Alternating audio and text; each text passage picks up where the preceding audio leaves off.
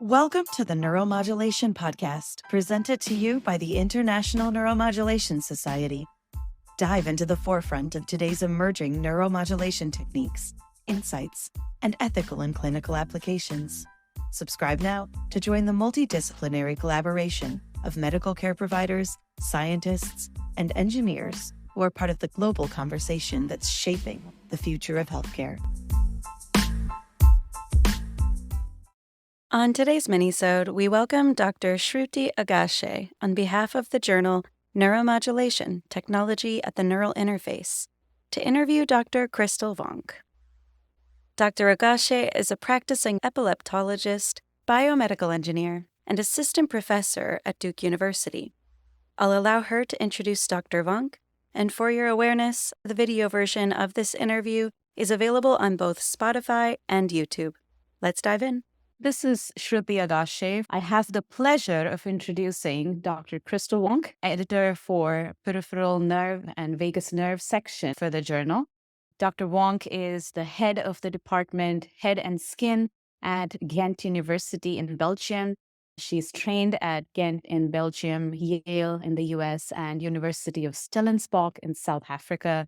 She's the president of the Belgian Epilepsy League, fellow of the European Academy of Neurology, and board member of the European Alliance Epilepsy. She is the founding member of the International Neuromodulation Task Force for COVID-19. Dr. Vonck has published widely in international peer-reviewed journals with over 250 papers, has authored 7 book chapters, and has given more than 250 international presentations. Apart from being the section editor for our journal, Dr. Vonck is the associate editor for the European Journal of Neurology and Bioelectronic Medicine. Dr. Vonck, we're very happy to have you here, and I think our audience would be very interested in knowing a little bit more about your work. So I am actually a clinical epileptologist, so a neurologist, but I'm also co-director of our four-brain research group, and that's a translational research group focusing on neuromodulation primarily, but various types of neuromodulation. And vagus nerve stimulation is a large part of that research. Wonderful, wonderful. And I think in terms of vagus nerve stimulation, this is definitely an up-and-coming area of interest for our audience, especially with neuromodulation, the variety of applications of vagus nerve stimulation, and the fact that we still don't know a lot about this very interesting nerve. What are some of the current and upcoming areas of research in vagus nerve stimulation? Many. There are many, and they are interesting. You already alluded just a little bit to it. There's an increase in the number of clinical indications, disorders, where potentially the vagus nerve may be targeted to treat these disorders. So that's interesting in itself, researching that. Of course, we need to know a little bit more about the mechanism of action for that, and there's various strategies to investigate that, of course. The close collaborations with engineers might be very important there. There's a lot of interest in general in neuromodulation, but in particular for vagus nerve stimulation, and I see that with the number of submissions to the journal increasing in that field with regards to non-invasive approaches for targeting the vagus nerve or related nerves, so that's important. And also a lot of interest for personalized approaches. I think we have realized that stimulation parameters for now are non-evidence-based, and we realize that not one set of stimulation parameters may help all these different indications, and certainly not all different patients. So we'll have to know more through the mechanism of action about personalized strategies for identifying more personalized stimulation paradigms. Wonderful. Yes, that sounds like a very exciting time. We always think about our research and it's heading in a certain direction, but a lot of times we end up getting results that are unexpected.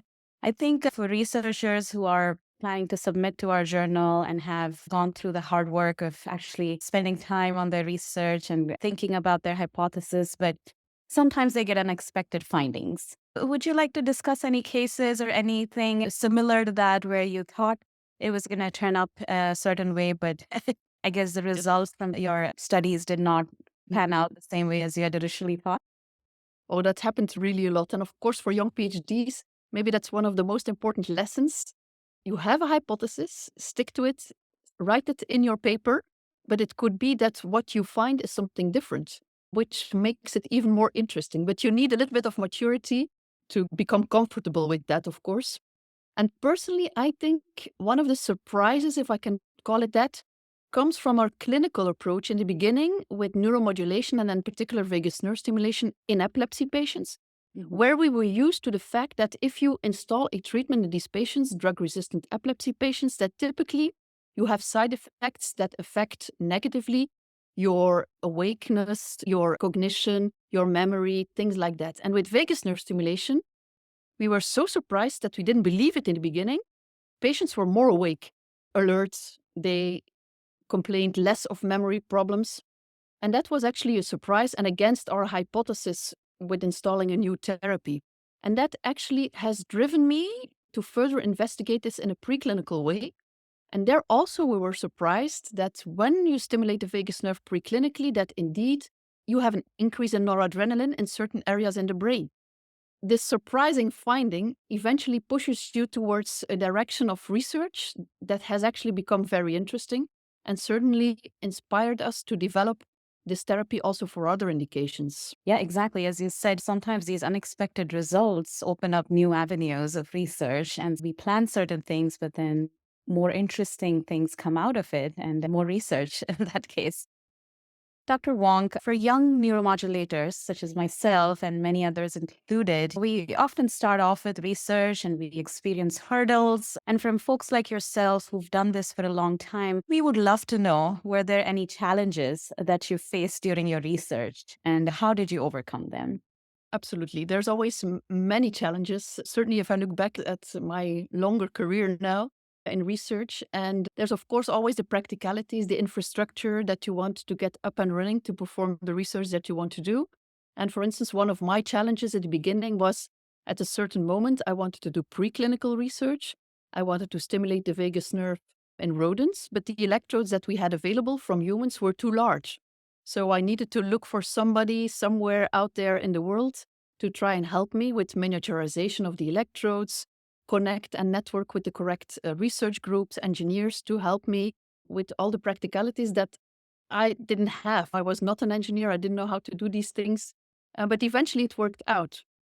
And with passion and motivation, you can do what you want if you believe in it. And from a clinical point of view, when I started out with neuromodulation, I had a whole group of epileptologists who were non believers. And I went to many meetings, conferences where I presented my work and got a lot of critical, skeptical questions. But when you yourself remain dedicated and perform good research, eventually it works out and people will believe you. But you need a lot of strength for that, of course. Wonderful. Very wise words. Thank you so much for sharing this and thank you for taking the time to talk to us today.